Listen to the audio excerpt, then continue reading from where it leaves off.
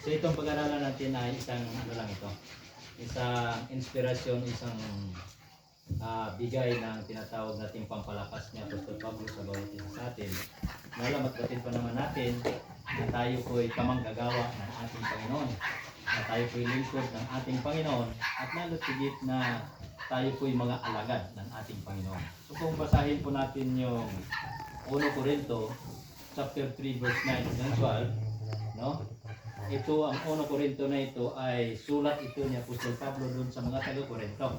Alam po natin na si Apostol Pablo, bago niya pasukin itong mga taga-Corinto, ito ay hindi sila kinikilala ng Diyos.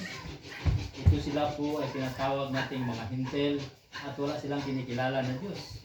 Itong Corinto nito kasama ang mga taga-Galasya, ito po sila ay magaling sila maglilok o magaling sila gumawa ng tinatawag nating ribulto at Diyos-Diyosan.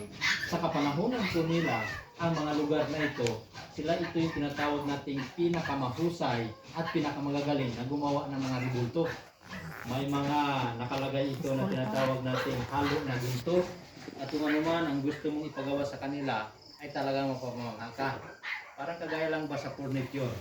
Pag pumunta kayo sa Dos Biminta at gusto nyo magpagawa sa furniture, ay pumunta lang kayo kay Brother Amel. Diba? Dito